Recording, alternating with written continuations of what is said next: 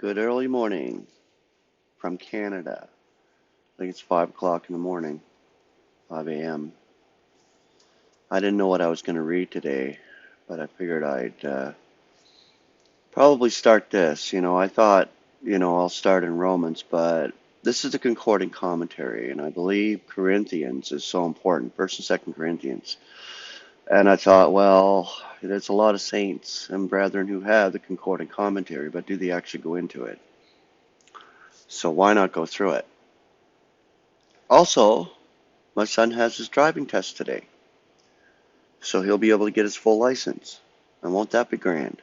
He'll be more independent, be able to go out on his own, back and forth to work or whatever the heck he has to do. Won't have to bother mom and dad to drive him anymore. That's kind of a milestone in a kid's life, for sure. Getting his full license. It's exciting, so I'm happy for him. I've got his mom's Jeep today, so I'll meet him at the driving test place after he goes for his last driving lesson, I guess. He'll do that, and then I'll meet him there with his mom's Jeep, and she cleaned it all up, washed it up nice, and so he has a good driving test today. So, pray for my boy that he gets his full license. He'll pass the test, I know he will. He's intelligent enough to do so. And he's a good driver, it's not too bad. I was thinking today, I've been a month without income, and here's my wife and son both working, and I've been sitting home. But it's not funny. Really, it's not. I find it humorous in the sense of like, holy shit, this economy sucks here in Alberta. Can't get employment. It's depressing. For me, I've been up and down on a depressive scale the last month with no income. So it's been really rough. The stress there is rough on the human. I do my work here, like I said, on this channel, but, I don't get paid for it. That's for damn sure. And, I appreciate the contributions that I do get, which are very helpful in my situation where I'm at right now. And I just don't know. I really don't know. I applied for that government benefit. Lord willing, that'll come through, but I haven't heard anything yet, so we'll see. It's just rough being without an income. It really is. I mean, we're living. Yes, we are. We don't expect much from Jacob. He's working, but that's my boy. He buys a few groceries here and there, but that's okay. We're not expecting a whole lot from him.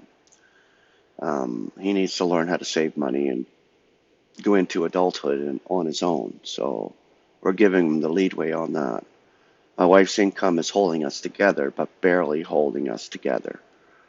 Right? So I guess we'll see. I know I trust in the Lord fully, and so does my wife, but that's an iffy scale too, because she comes some days she's like really freaking out about it and stressed out about the income situation, my income situation, and the house and everything. But I keep consoling her and telling her that it's okay. We got to rely on God and trust in God's provision. So, but anyway, enough about my situation. All right, so we've got the concordant commentary here, and we're going to start with Corinthians. I always want to go through this, so I'm glad I'm able to do that and share it with you on this channel.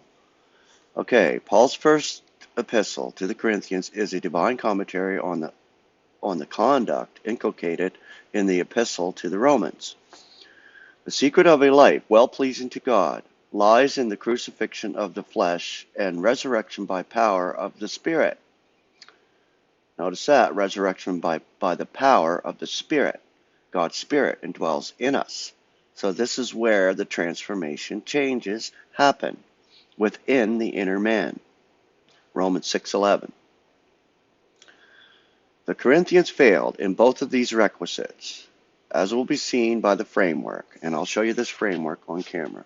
Right? There's a framework of 1 Corinthians, right there. And it has in every one of these, in the concordant commentary, every book of the scriptures has a framework. Breaks it down, which is so important. And then you get an idea. The first part of the epistle shows that though the apostle had pressed the preaching of the cross, which puts an end to all physical pretensions, They persisted in making much of men, and thus created divisions among themselves. The close of the epistle shows also that some denied the resurrection, though the resurrection of Christ was fundamental to the evangel and an absolute necessity to acceptable conduct.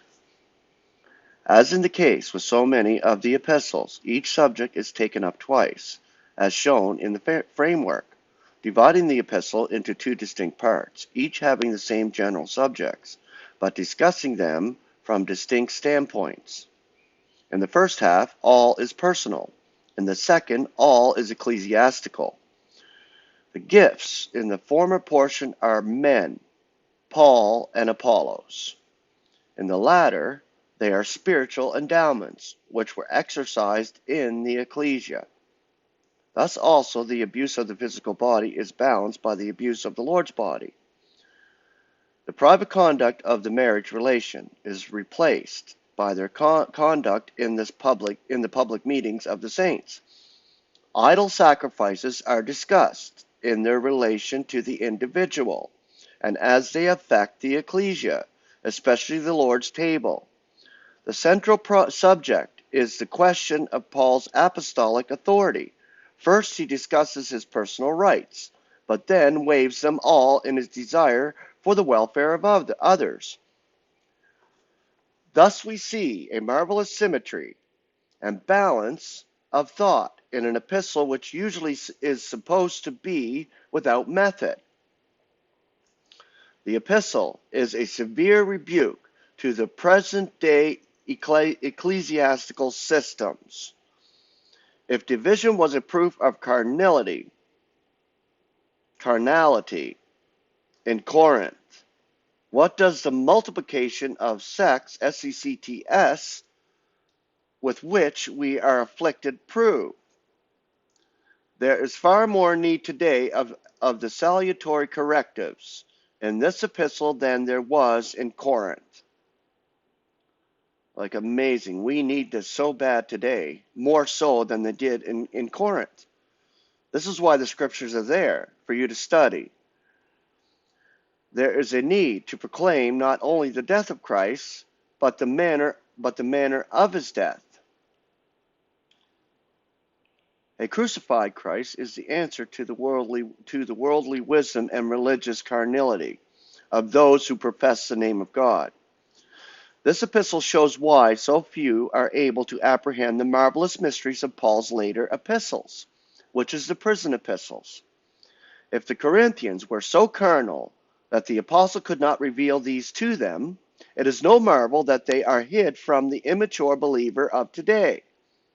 Yet the apostle did disclose to them the secret of the resurrection.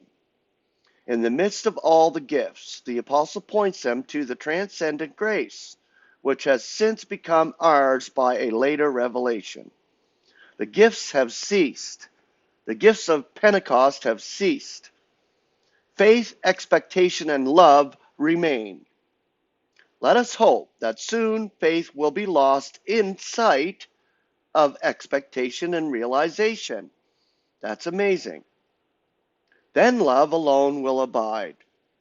May we give it the place preeminent. Okay, tomorrow I'm going to start. This is actually the introduction to 1 Corinthians that I read today, and the framework is there. So if you have a concordant commentary, go along with me. Then you'll get an idea of how it breaks it down.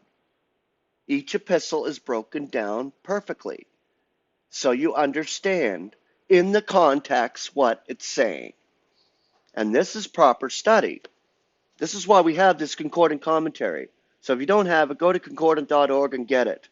It's well worth having along with the scriptures, the Greek scriptures. Very important. So with that, I say grace and peace and have a beautiful Thursday, and we will see you tomorrow.